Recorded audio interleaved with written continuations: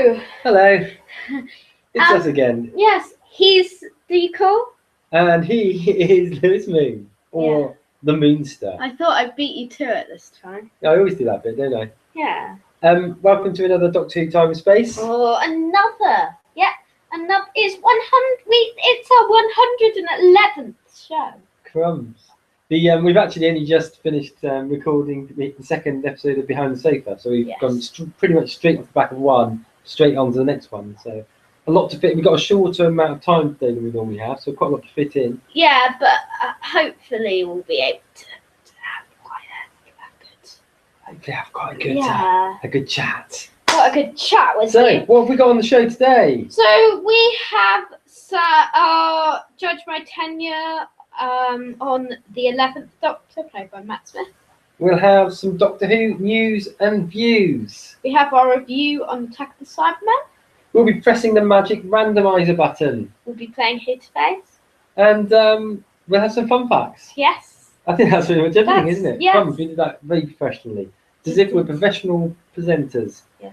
So let's kick off with the news, shall we?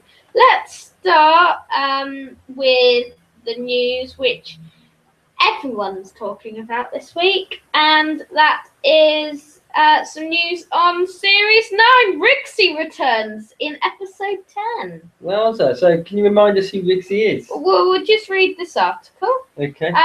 Filming has begun on episode 10 of the new series of Doctor Who, and Jovian Wade, who played Rigsy in last year's Flatline, is back. The episode is directed by Justin Maloff.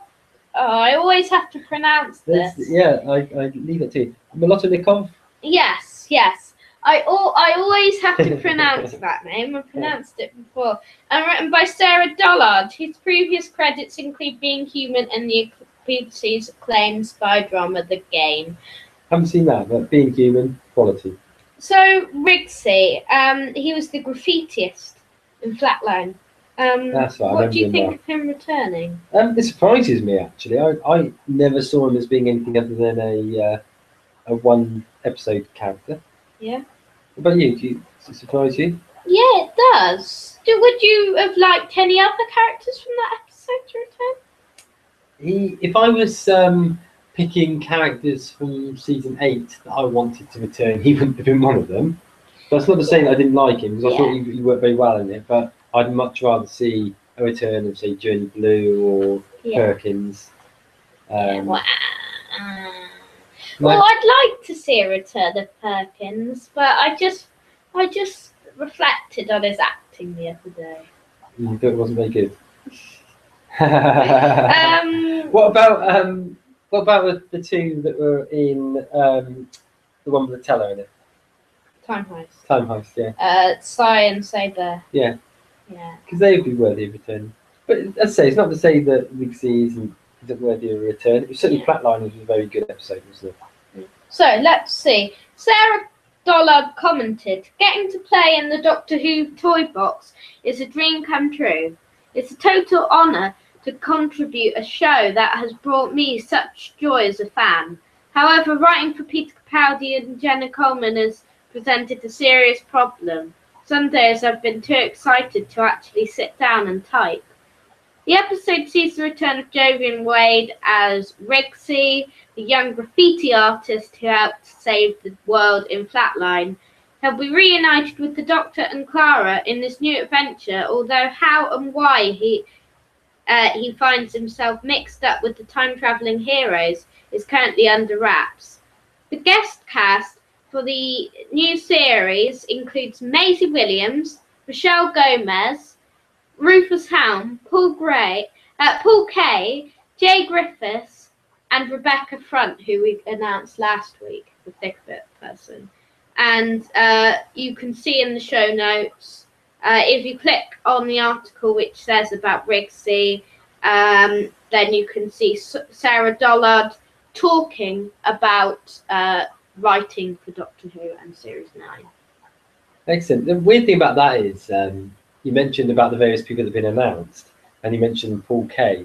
And it seems like ages ago that news broke. I think it was the first piece of news we ever had for Series 9, apart from like Stephen Moffat saying the big cliffhanger was coming. Yes, that's true. That was quite early on. That was like last June or something. Yeah.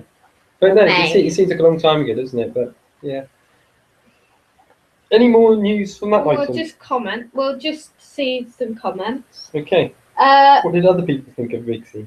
so I hope this isn't going to be another case of Boba Fett syndrome with this character. I must admit that out of all characters from Series 8, I would never have guessed that it would be Rigsy that would come back in Series 9. Which is what I was just saying. A lot of returning elements this series. Missy, Unit, Zygons, Osgood, and now Rigsy. Now, I thought the other day that, Missy got shot. Yeah. At the end of Series 8. Yeah. She got shot, but at the same button that Osgood got shot by. Oh, was it? Okay. Same thing. So maybe it doesn't actually kill you. So if Missy's back this series, and she's just normal, there's no thing saying that Osgood can't be back. Yeah. Interesting. Or Seb. Or Seb, yeah, that's true. Or anyone. As long as he doesn't Chang. go squee, we don't mind. Dr. Chang. Oh, God. Don't go squee. Don't go squee. Oh, sorry. Anything else on this article? No, there's nothing else on this article. Yeah, it's an interesting one. It'd be interesting to see whether there's any other returning characters. Yes. So, next up. So Stephen Moffat is honoured with OBE. Ooh. Stephen Moffat is to receive a prestigious OBE for his services to drama. Reacting to the news, Moffat said, "I never thought I would get something like this. I'm astonished and more thrilled than I ever thought someone like me would be. I'm not the least bit critical or the least bit trying to be cool about it. I'm just really, really happy." Rodri Talfan Davies, director of BBC Wales, congratulated Moffat. "We're thrilled to see Stephen's creative brilliance being recognised today. Not only has he thrilled countless millions of viewers across the world, he has helped rocket boost the Welsh creative sector, inspiring a new generation of talent here in Wales to make their mark on the global stage. I'm so delighted to see his remarkable achievements being honoured. Congrats to Stephen." Congrats, Stephen. What do you think of that? Do you think he deserves an OBE? I think I do. I'll be completely honest with you. I'm not sure famous people deserve them anyway. I think personally that these should be reserved to people that do heroic acts and stuff like that. But in the great scheme of things, as far as any other people in the media are, I think he's done a very good job. He's obviously behind two of the most successful current programmes in Sherlock and Doctor Who. So yeah, credit to him. And long may his reign continue. I think he's also brought a lot of changes to Doctor Who, as we heard about 2 weeks ago that he was worried that he upset people about the Time War outcome. Yeah.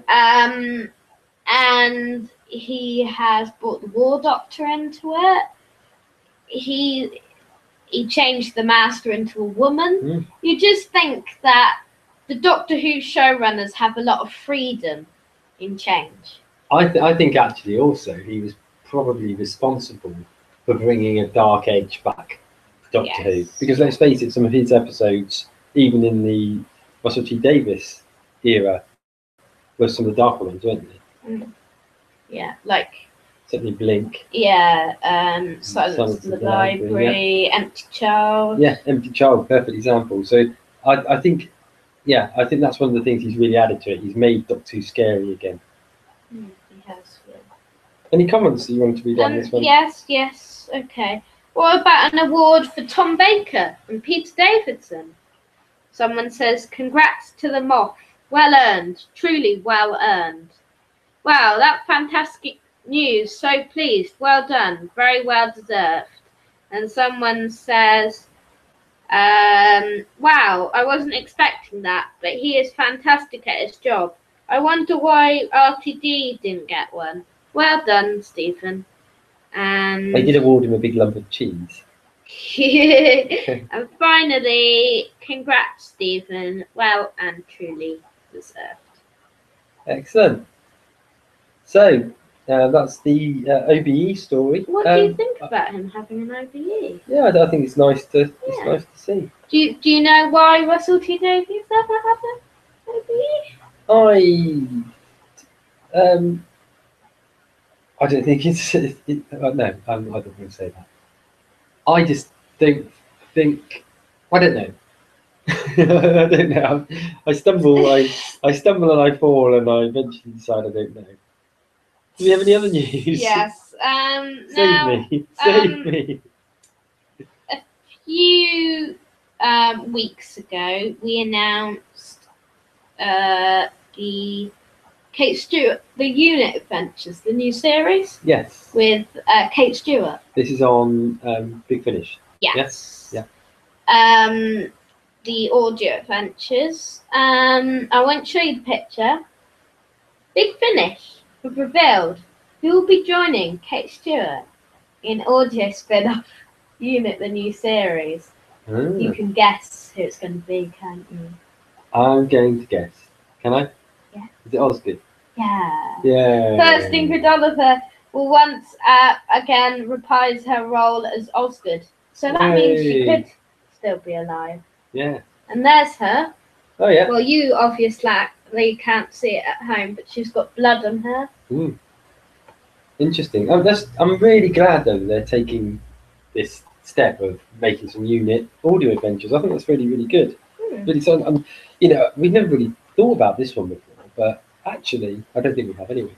When we've talked about spin-off series, how good would Unit be? I know. Series Unit. Yeah, because they did Torchwood. I find Torchwood is sort of a bit of a copy of Unit. Yeah.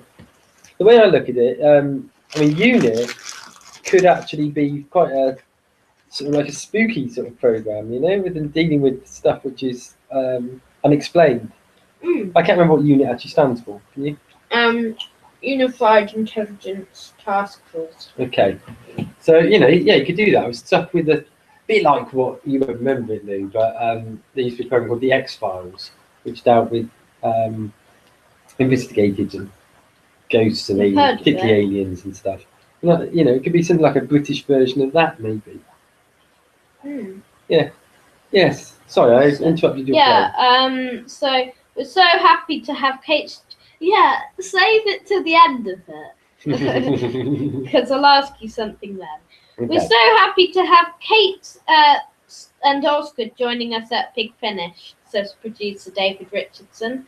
The team has been so captivating to watch on TV, and we're looking forward to throwing some deadly challenges in their paths in these kinetic new episodes. Also confirmed is a new character, Lieutenant Sam Bishop, an international troubleshooter for Unit who has sent the world's most dangerous hotspot. Playing this action role is Warren Brown, whose many leading TV roles include the BBC dramas Luther, By Any Means, and Good Cop. Warren can also be seen in the feature film Captain Webb and a new drama series X Company. Okay. This is quite long, so I won't read all of it. The ensemble is also enhanced with the casting of Raymond Tickeram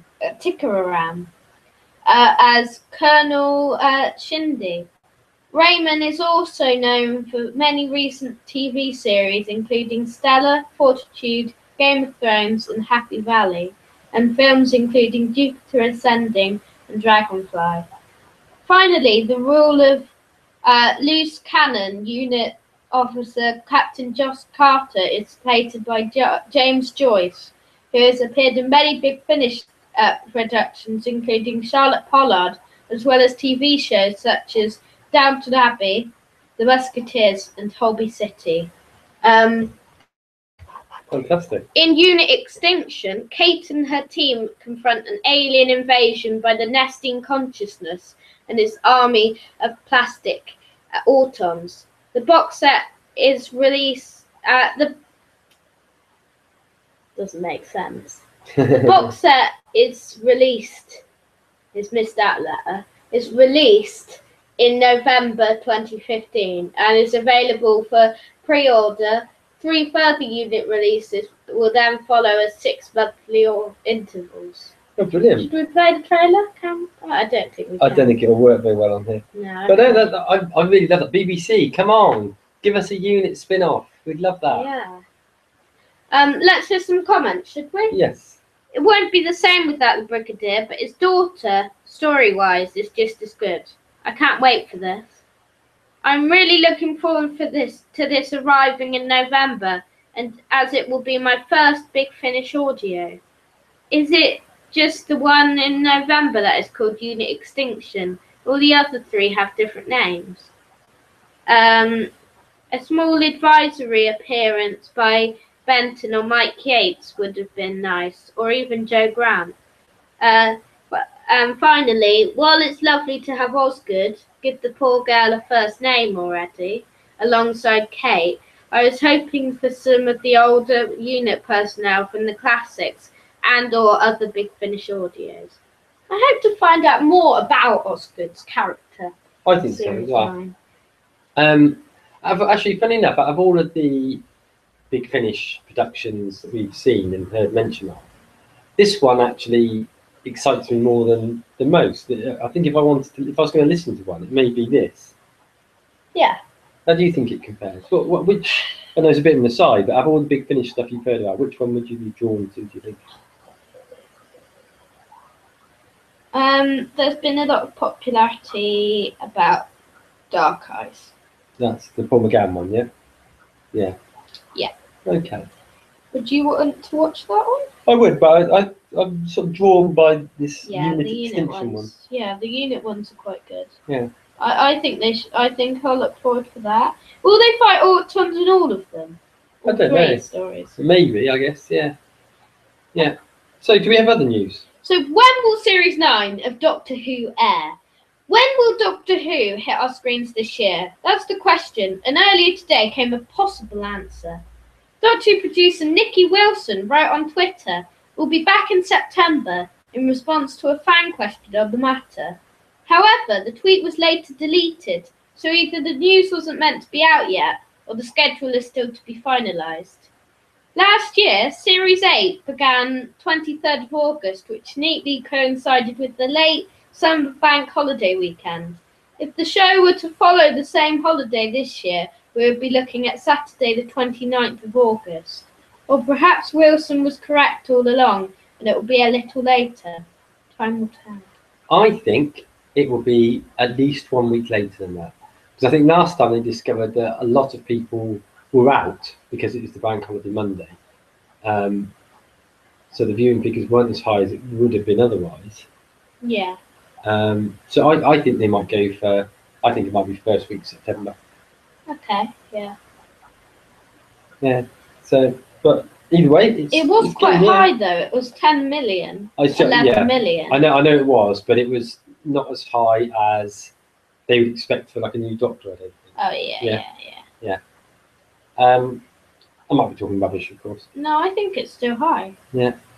Okay, what do people think? I do wish that somehow the show could go back to March. That's quite disappointing. Although Series 9 could still start in August, and Doctor Who would technically still be back in September. Hopefully Series 9 starts in August. This wait is far too long enough as it is. We need some spin-offs. I think that it should be in August, because we've been promised all this time that it's coming soon, and we need it. You're just getting withdrawal symptoms, aren't you? You're beginning to shake. You'll get to that crying stage I soon. want my San Diego Comic-Con trailer. Okay, any more comments on I'll that be one? content as long as the date is before New Year's. Well, what I don't want, the thing is, I think they perfectly timed it last year because I think it had that it's got the Christmas special. Ah, And it will if it's 1 week later in September, it will coincide if we have it so it ends the week before the Doctor Who festival, then that would be good timing, because if it's on while the Doctor Who festival is on, you might not be able to watch it because you may be at the Doctor Who festival. that's true. I think there's a comment there that'd be worth reading though. That one there. I'm betting on September the 5th, personally, as that would land episode 9 on October the 31st, and considering Mark Gatiss said he would be writing a scary episode for this series, I'm inclined to believe it is meant to be aired on Halloween. Either way, I'm hoping for no later than September 5th. Yeah. Interesting.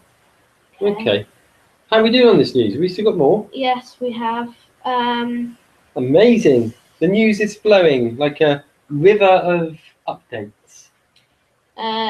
Michelle Gomez is shocked by what Missy has in store for Series 9. It's previously been teased that Missy will not be as you expect her to be in Series 9, leading some fans to speculate we may see a nicer side to the character.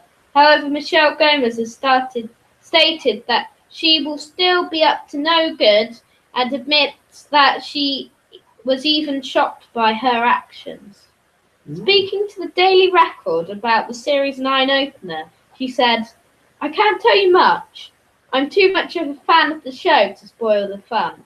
But I can tell you she's up to no good. Even I was a bit shocked at her level of disdain this year. She has no boundaries, that cow. She is very naughty." Gomez also added that she feels changing the master's gender has rocked the boat enough for now. Switching gender with the master is change enough for now.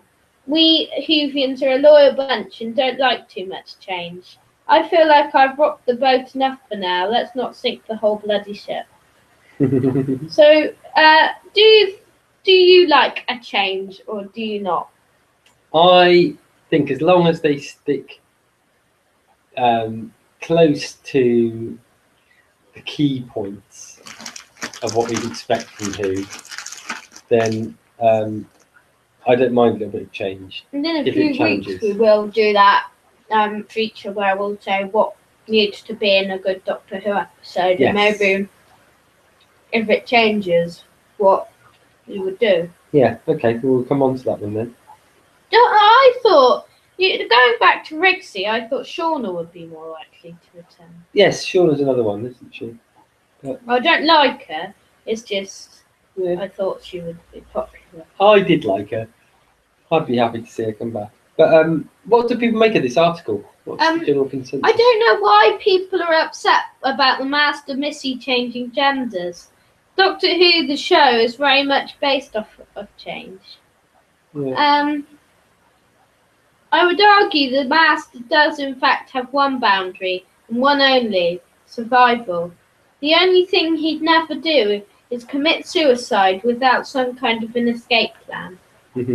And yet, another example that the cast and crew of Doctor Who know what they are doing. I have a feeling that Series 9 is going to be a whopper. A whopper. I think it will. Yeah. Her final line here shows that she fully understands the consequences of the changing the Doctor's gender.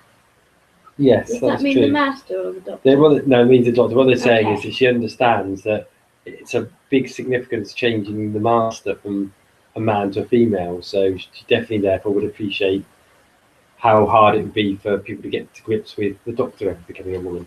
Yeah. Can't wait to see the Missius back. So, Cool. can you wait to see the Missius back? The Missius. She was just really engaging, wasn't she? Last series, she was really different and just. She felt, although it was a change of gender, she felt like she had that mischief of the master of old. I believe. Do you think Very demented. Do you think Osgood's going to be sort of a story arc sort of thing? Like she'll appear as a cameo in the first episode or something? Or do you think she'll just appear in the... Do we know who I'm trying to think through. We don't know whether she's in the first episode, do we? We know that No. Kate Stewart is, don't we? I don't think she is, but she could be in the final, maybe. I think the very fact that she's in the episode of the Zygons, yeah? Yeah. That would seem to indicate that we're going to get some sort of resolution as to what happened with the Zygon doubles. Yeah. And So, Kate Stewart's in that episode, so that would make perfect sense. yeah. Okay, do we have other news at all? Or have we got through all of that? We'll go on to the birthdays now, because there was one thing I was going to read out, but I'm not sure if it's a spoiler or not. So. Okay. Right. So. Birthdays. So on this day, the Aztecs' Day of Darkness was broadcast in 1964 at 5:14 p.m., watched by 7.40 million viewers. Inferno Episode 6 was broadcast in 1970 at 5:26 p.m., watched by 6.70 million viewers. K9 Robot Gladiators was broadcast in 2010 at 6 a.m. What's that? 6 a.m. What is it though? What K9, you know is that? that the cartoon version of K9? It isn't cartoon. It's that Australian one. That wasn't cartoon. No. You ever watched it? No. I've seen pictures of it. So I thought it looked cartoony, but maybe that's just. It isn't. Yeah. Okay. But that's what it is. It's that modern, the modern K9 thing. Yeah. Okay. Simon Callow is 66 today. 3 credits, including Charles Dickens in The Unquiet Dead. Peter Benson is 72 today, credited as Boar in Terminus.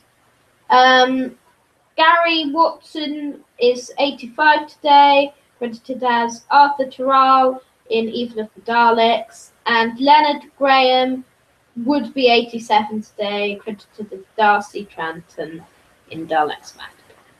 Excellent. Happy birthday. Happy birthday to you all, whether you're alive or no longer with us.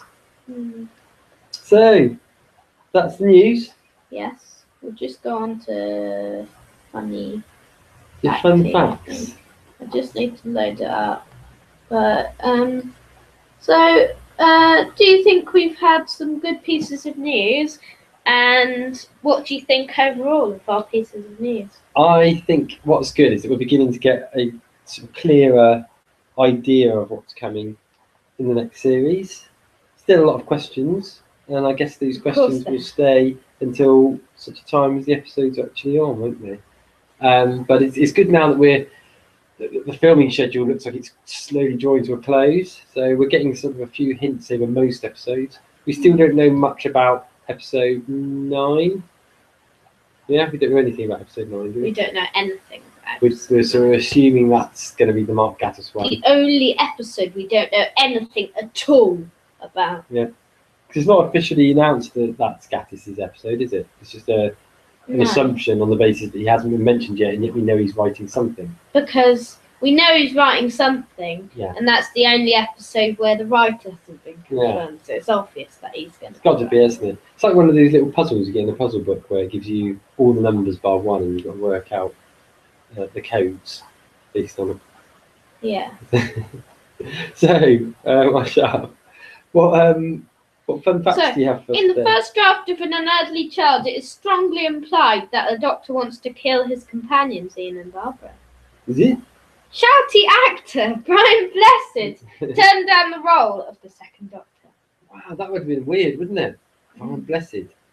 Karen Gillan and Peter Capaldi both debuted in The Fires of Pompeii. Ooh. Peter Hawkins, who played Zippy, was the first ever voice of the Daleks. Oh, wouldn't you just love a Doctor Who meets Zippy spin-off series? Which Doctor would you like to meet Zippy? Tom Baker, maybe. Yeah. Hello, Zippy. It'd be brilliant, wouldn't it? Yeah. In 2009, a group of volunteers found a submerged Dalek out in the wild. Nobody knew where it came from. Ooh. And Mission to the Unknown did not star the Doctor at all, and is the only one, although Blink and Midnight almost passed the exception line. Excellent. Okay, that is interesting. It's not turned off. It's just like yes, that's a episode, isn't it? Yeah, it's a missing episode. Okay. Had we better move on to? I enjoyed these fun facts, by the way. They were fun and they were factual. Shall we move on to Judge by Tenure? Yes. Okay. So, Judge by Tenure, you better give a brief explanation as to what that is. We look at the good and bad parts of a Doctor, and we move through the Doctors in chronological order. And this time we are on Matt Smith. Okay, so we're getting towards the end of the tenures now. So, okay. Matt Smith, number, well, it depends on which order you run through. 12. Yeah. So, sort of the 11th / 12th / 13th. Yeah. Probably. If you count that. Well, he's basically like the 18th because there's all those Doctors in Curse of Fatal Death. I won't even go there because I don't know that. Let's not go there. Let's call him the 11th, just because that's what he used to be. He was when it was simple. So, good parts. So good parts. By the way, Doctor Who is never simple. Good parts. He's just a good Doctor. He was quite jokey, but at the same time he remained serious, and he had a foppish element about him, to be honest, but he used it well. I was going to say exactly the same thing. I thought that Matt Smith's Doctor was a good version of the David Tennant Doctor, in the fact that he still had that young sort of Doctor feel that I think a lot of the younger audience could associate with. Yes. Without being annoying. Yeah, I know. And that's what we chatted about last week. That the 10th Doctor can be annoying. But then, as you said, towards the end of of David Tennant's reign, without meaning to dwell on this because we did last week, I think he got a little bit more edgy. But, same with 11th Doctor, really. Yeah, I guess kind of the 11th Doctor's era is sort of a copy of the 10th, just the stories are different. Yeah, maybe to a certain extent it's got that slight, because of the fact that it brings Moffat in, it's got a slightly darker edge than David Tennant, who was there obviously during the RTD period. Yeah. And as we said earlier on, Moffat's just got that sort of darker edge full stop. And we had some great stories. We had some great companions.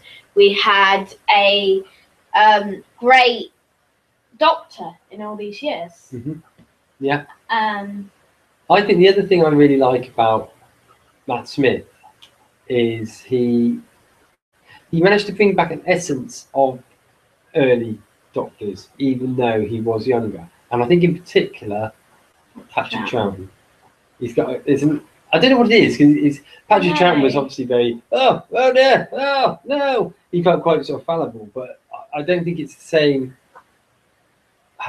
It's not quite the same like that, but it's just something about his mannerisms at times were quite like Troughton's. What do you think was bad? Some of his stories, maybe. I guess I'll go on to that in a minute.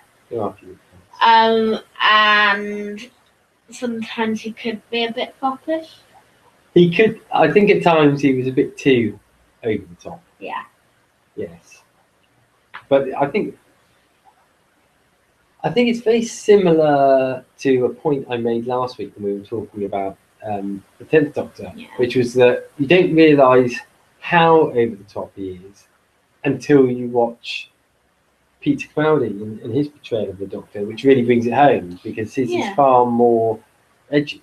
I used now it's strange because since I've watched Peter Capaldi, when I watched Vampires of Venice in October on Halloween, I just immediately thought, for some reason, Matt Smith's not my doctor anymore. It just took something away because Peter Capaldi had come in. It just took something away from the old aspect I thought about Matt Smith. It's funny that, isn't it? So, I mean, if you were to go from top to bottom, and we won't run through all the doctors, but is Matt Smith still your favourite doctor? He draws with Peter Capaldi. Yeah, okay. So it shows what an effect Capaldi he's hadn't had. come in, he's first. Yeah. Okay, that's interesting. So, what other questions do we normally? Well, we usually ask what was his top 3 episodes. Okay, I'll let you go first on this because I need to think more. So, Dave the Doctor is a definite one. Yeah. Dave the Doctor Yeah. is a definite one. And Vincent and the Doctor is a definite one. Those, I would not argue with that at all. I would agree 100% on that. Yeah. On those 3. I was just trying to think if there's anything else that would get near to those 3. I guess you would have the I've got the Angels Take Manhattan. Oh God, yeah. It's really And strong. Asylum of the Daleks. Asylum of Daleks.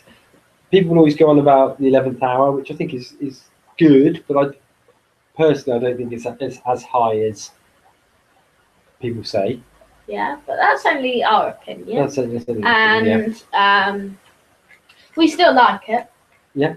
It's not that we don't like it, but it's just it isn't as, in our opinion, it isn't as good as people think. And I find that I think I might have said this on an earlier week's show, but that big long dialogue that he comes out with at the end of that episode, which generally people seem to think is fantastic. I don't really like it very much. I find it a little bit cheesy, a little bit corny. You know, the I am the doctor and you will run sort of thing. I can't remember exactly. Basically, run. Or something. Yeah, that's it. I find that a little bit cringy, that bit. Yeah. And I guess that's. I get what you mean. I guess that's probably what it is with the Matt Smith one. I really like him. He would be in my top 5 doctors, definitely. Okay. Probably 3 or 4 actually. Probably 4th.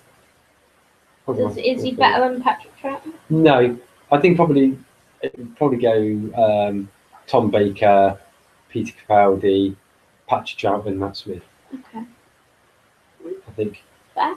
Yeah. I think particularly his. I think when we did a video on this some time back, I think I had him as 3rd. And I think having watched a few of the Patrick Troughton ones with you, I've really enjoyed watching those very much. So. But we haven't watched any, since. We haven't watched any on the Randomizer. Not yet. Maybe we will today. Not yet. I'm still waiting for Invasion to come through. I know. So or the Ice Raids or something. Yeah. Companions. Okay. Do we count River Song? Yeah. Okay, so there's 4 companions. 4 companions. So, 4th place for me, River Song. Yeah. 3rd place, Rory. Yeah. 2nd place. Now you may. No, I know you're going to differ on this one. Amy Pond. Yeah. 1st place, Clara. You know, with me, it's the other way round. I don't necessarily think that Amy is better than Clara now, but I think with Matt Smith, yeah, Amy was better than Clara. I think. Yeah, Amy was better with. She had a better chemistry with Matt Smith than Clara did with Matt Smith. But now I've seen that Clara has a better chemistry with Peter Capaldi. Yeah, no, I think that's probably right, and I think that's probably fair. If you were to sort of list best companions, they're probably about the same for me. I like them both. Okay. But, okay. Pretty. They're both pretty, yeah. That's what I was thinking. Ooh, who to kiss first? Ooh. What else do we have to talk about Matt Smith's tenure? Ooh, best monsters. Best monsters. Okay. Well, obviously, you've got to go for Zygons. Yeah, just because they are one of the best monsters. Full stop.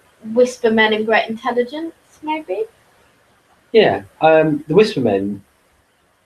I don't know. Of all the villains probably ever to have been in Who, don't you think that the Whisper Men are the ones where you think, do something?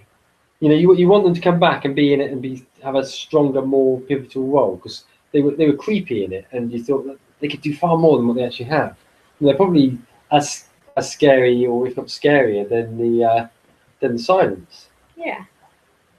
And also, what was I gonna say? Yeah, I like the Ice Warriors. Yes. They're quite good for a returning villain as well. So I think you've got to say that the Weeping Angels became quite a opponent. Okay. And the Silence, of course. Yes, and the Silence. Them. Dalek puppets. Do you think the Silence, of all the villains that first came into it in Matt Smith's reign, and I included in that all the one-time monsters, do you think the Silence are the best? You mean not the Weeping Angels? Yeah. Stuff? No, I'd exclude them because... would you include the Whispermen in that? Yes. Yeah. Because the Whispermen didn't do much. No. But they looked cool. They looked cool, and that's the only reason why I put them at the top. Yeah. I think I'd have to say the Silence, because they were sort of really key. And that, I don't know, again, there was the whole fact that they disappeared when you look away, you've forgotten about them. I thought that was like really cool. Okay, anything else to say about Matt Smith's tenure? What do you rate him out of 10? Out of 10, I would give him a 9. Only joking, but 11. Yeah. Or 18. 18. No, I was going to say, yeah, a 9. A high 9. High 9. Excellent. If a high not 5. A 10. A high 9, if not a 10. Ooh. Well, a high 5 to Matt Smith, or a high 9, or a high 10. Or a high 11. Or a high 11. Or a high 12. Or depending what doctor he is. Shall we, next week then, so we move on to our last Judge My Tenure of the Doctors, at least. Yeah. The mighty Peter Capaldi. Mm. So I look forward to that. And we'll chat about next week what we've got in store before, in the break between Judge My Tenure, the Doctors, and Series 9 beginning. Okay, that's fantastic. I think we probably should move on to the randomizer. Yes, we should. What we're going to do, I suppose we want to talk about our review first of all, haven't we? You're just so eager to I find just want to press that randomizer button. I know. No. You have to be patient. But we need to be patient. Okay, so this week, what did we watch? We watched the episode Attack the Cybermen. Okay, so Attack of the Cybermen. Let's try and give a very brief background to it. Yeah, I won't give away too much of the story, but Doctors wise, we're talking about Colin Baker. Yes. So that's the number 6. Yeah. 6, I guess. And with Nicola Bryant as Perry. Yeah. Obviously, the villains are Cybermen, as you would expect. Yeah. Basic thrust of the story starts off on Earth, and we're at the scene of what is apparently a diamond heist. And you've got a returning character, Lytton, okay, who's not actually human. I forgot which planet he comes from. Fill in the gaps. Yeah, correct me when I'm wrong. And they are basically going underneath this building for this diamond heist. There's 4 of them in total. But it turns out they're not really on a diamond heist at all. No. They're That's actually. where it gets exciting. They're actually they aren't. Lytton has got another plan, which is to try and get hold of the Cybermen. Now, there's reasons why he wants to do that. I won't reveal what these are because that will become apparent during the programme. But he does come face to face with the Cybermen, as does the Doctor and Perry. It's a journey. It's an adventure that takes them from Earth to Telos. Which is now the Cyberman's home planet. And the Tomb planet, where which used to be inhabited by the Cryons. Yeah. And so that's probably about enough for a summary, isn't it? There's also some other humans on Telos who come into it. And it's interesting because a lot of the story bases around them trying to get a third person because they need 3 people to be able to operate the time capsule. Yeah. Do you think that's enough for a summary? I think so, yes. Yes, I Okay. think that was a very good summary, better than I could do. Well, thank you very much. What did you think of it? I thought it was a really good story. I thought the first part proved better than the second part did. I I found. don't think you did. I think you meant it. Oh yeah, I meant the other way around. I thought the second part was better than the first part. It had some exciting moments. It had some good characters, some strong moments, and also another monster which was introduced in that part, and I quite liked it. Yeah. It was It was from the series of the Sixth Doctor where they moved away from the shorter episodes. Yeah. So it was only a two-part story. After Both the parts. success of Resurrection of the Daleks. Yeah. So it's 45 minutes, isn't it? Yes. 45-minute parts.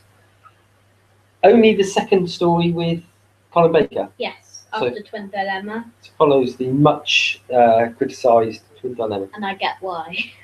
So But we'll watch that another day, probably. now people obviously have strong feelings about Twin Dilemma. On the basis that this comes straight after that, what do you make of it as a story? What do you make of the Doctor? Because there Yeah. were criticisms about the Doctor being almost violent. Well, yeah, I can see why. And he's not as aggressive as in Twin Dilemma. As I've said on many shows before, he is very aggressive in that story. But he was less aggressive in the story, and he was more helpful to Yeah. the characters. But still, he was quite violent.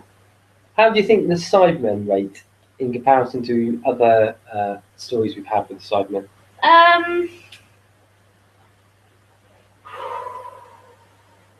I wouldn't say they were quite underused, but I think they needed to be in it a tiny bit more. I think they could do with manning up a little bit. I mean, you realise actually not that strong. We were joking, weren't we, the other day about the episode we watched a few weeks back now, but the one with the Daleks and the Cybermen in, and the Dalek says, "How many Cybermen are there?" And they says something like 4 million or something like that. And how many Daleks are there? 4. We would defeat 4 Daleks. 1 Dalek could destroy all the Cybermen, or something like that. And sorry, going off on one again, but I think it becomes obvious when you watch episodes like that probably you and I could take out an army of Cybermen because they were a bit weak. Even if you took their guns away from them. Yeah, I know.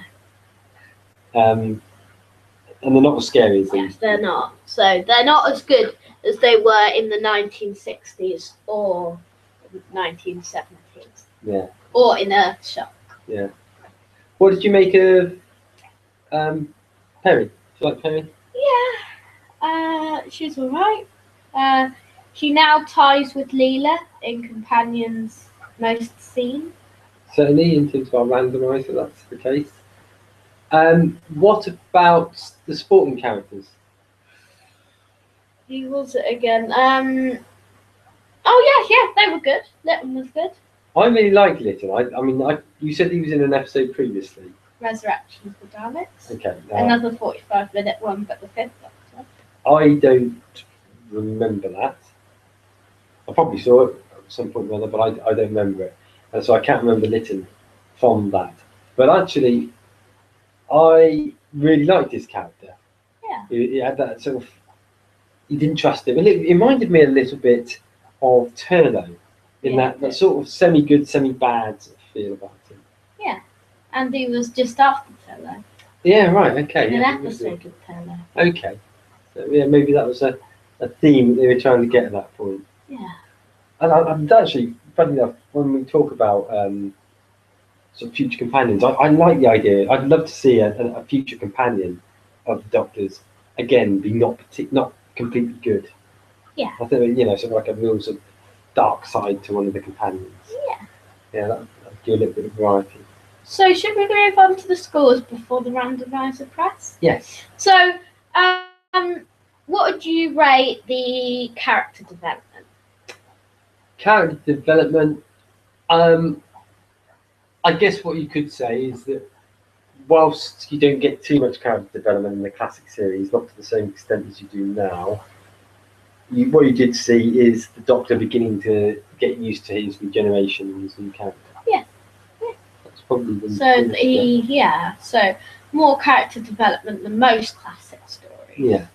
So. But I mean, it's only really the Doctor that ever really develops a character. And again, we've talked about this previously, but the companions are all fairly superficial, aren't they? In the old days, they're not really particularly strong. Apart from Leela and Sarah Jane. Yeah. And stuff. Yeah. There are a few exceptions. Yeah. Monsters. Cybermen.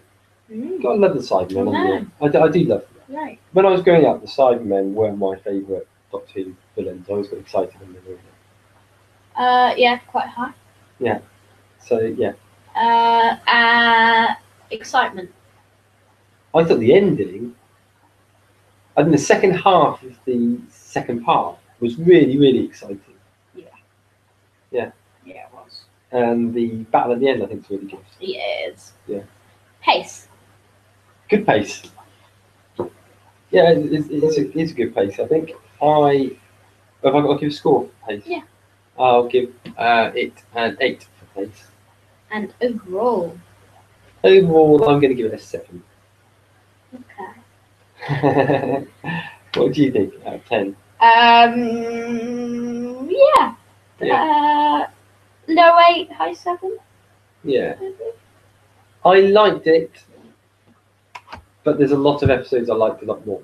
And there's a lot of episodes with the Cybermen in that I liked a lot more. And I think it comes 13th in my list, and it comes 17th in your list. And that's out of how many you've got? That's 23, isn't it? Yeah, we've watched 23 stories. Yeah. And that was our placings. Okay. Right, okay, so time to press the randomizer. Ready? So just quickly explain what it is again. Okay, it's a Excel document with every episode of Doctor Who.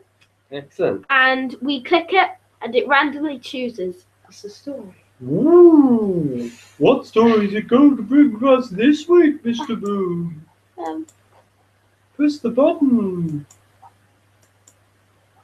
Oh wait, no, it's meant to be that. Okay, I've got it. Okay, so no, it's that one. Yeah. It's the first one we did, wasn't it? So yeah. So well, do you want to watch that one again? What's that? The first thing that came up was Legopolis, which we've already watched. Yeah. So we won't do that one. The second one we had come up is, what is this one? Rise of the Cybermen, Age of Steel. We haven't seen that one, have we? No, that's is that good. one all right? Yeah, that's good. Yeah. So you've seen the first part of that one. Yeah. So this is the one which Doctor. This is David Tennant again. Yeah, it's the first one in the parallel Earth. Okay. Yeah, I don't think I've seen very much of that one at all. So I don't. If I did watch the first half, I don't remember it. So yeah, let's watch that. So yeah. Oh no, it was Age of Steel you watched. It was the Army of Ghosts Doomsday. It was. That you watched. Yes, that's right. So I've not seen any of this one. Then, have I? No, you haven't seen any of this one. Okay, so we'll look forward for that. That's brilliant. Good. So there we are with the randomizer. We'll be bringing you that story next week. I was just trying to think in my head how we were going to watch that, how we were going to fit it in. So it's probably going to be 45 minutes again. 45 minutes, so we shall see. So we'll watch one on Wednesday, one on Saturday. Yeah, and we'll be back here for you this time next week talking about it. Ooh, that's our challenge we have to set. We have to have enough time to try and fit them in. So if we're in trouble if it's war games, we won't be able to get to bed for a week. We'll just be watching that all the time. So that moves us on from that article and takes us up to the next section, which is Who to Face. Who to Face. You better explain it because I've got to pop over to the oven because we're cooking lunch. Who to Face is a very exciting bit where we have a randomizer sort of thing with all of the Doctors and all of the most important villains in Doctor Who history and we have to both make up a story to do with those villains off the top of our head with no planning at all. So it's quite a hard challenge that we get set every fortnight. Very hard challenge, particularly if you're me and you haven't seen all the episodes. Which Right. makes it more difficult. Whose turn is it to start first this time? How many episodes have we had? I don't know, but I've got a feeling it's you to start first this time. I've got a feeling it is, yeah. Okay, well let's press the who to face button then. God. Nearly as exciting as the randomizer. Prepare yourself while I'm doing this. Okay. Prepare I yourself. hope my creative juices are flowing. We only do this once every fortnight. Okay, Oh, wait. so here we are, enabling the tool. What's going to come? Rastranada and the 11th Doctor. Oh, that's an exciting one, isn't it? Oh, now, you don't know what happens at the end of Silence in the Library. I've not seen Silence in the Library. Well,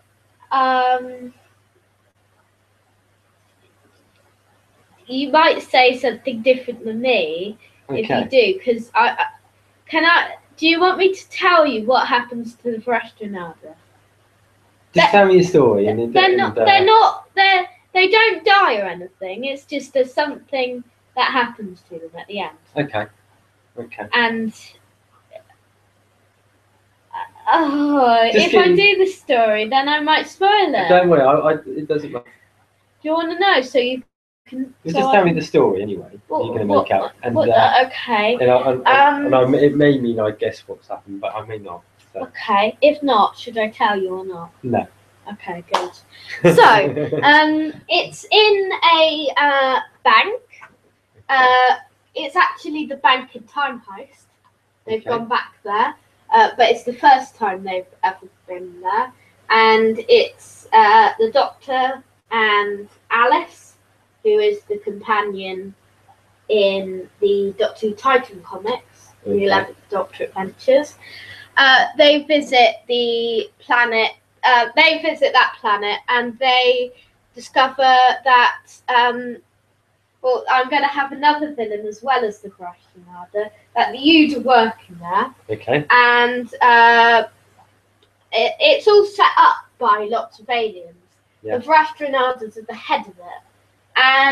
But what happens, basically, is that the bank is taken over by an evil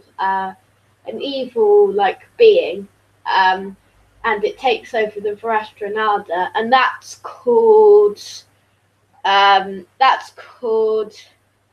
don't know what it's called. Orb. Let's call it Orb. Ooh. And the Doctor and Alice have to save the bank from dying, and Alice gets destroyed from the real world and is sent to a fake world where the Rastranadas are bad guys. Interesting. Okay.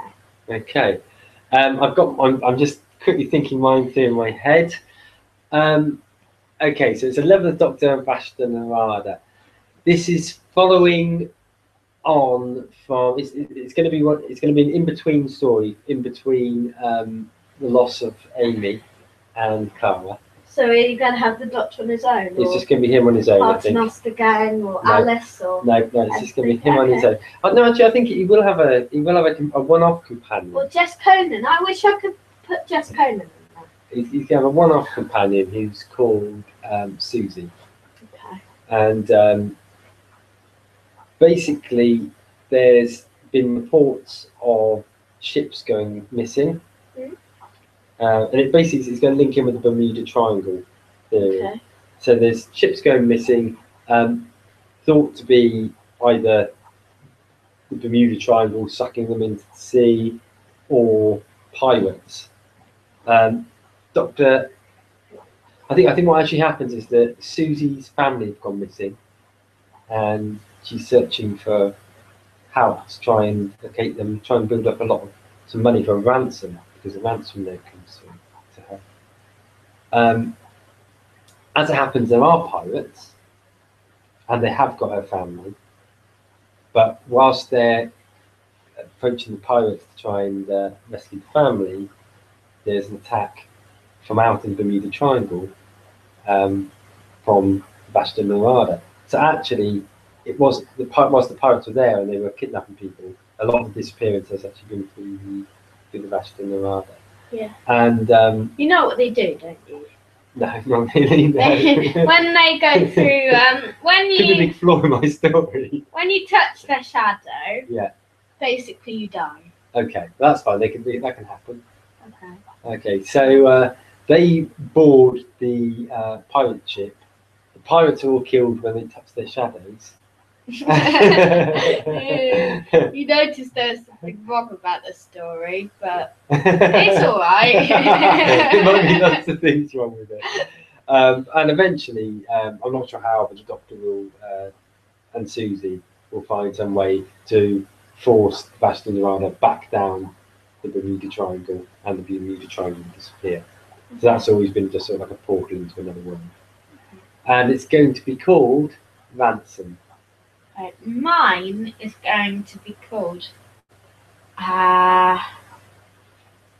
It's going to be called. It's going to be a two-parter, so it's got to have two separate names.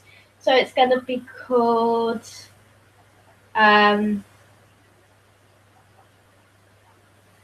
Terrifying Screams. Okay. And The Pit of Darkness. Oh. What you've got to explain to me is what the flaw is in mine. I'll spoil the end of Silence in the Library for you. Okay. So there's something that happens at the end of Silence in the Library, which means that my story can't have happened. But maybe it could, because maybe it was in a different time. Maybe like in it could be in the parallel universe when the bad things happen that I was coming in. Maybe so. The thing is, what happens is the 11th Doctor meets the Basta Narada twice in this period this time. Yeah, that's quite interesting, isn't it? Yeah. So there we have it, the missing stories. You heard it from us. This is at the honeymoon. Mine was there. Anyway. Okay. So next week, I think that's the end of the show. I think that is the end of the show. What do we have next week? Next week we have our final Doctor Judge by Tanya. Oh, we have more Who news and views. We'll have our review of Rise of the Cybermen, Age of Stone. We'll be pressing that magic randomizer button. We'll be playing Quiz or Question. And maybe have the odd fun fact or two. So we'll look forward to next week. Thanks very much for listening. Thank you. See you later. Bye.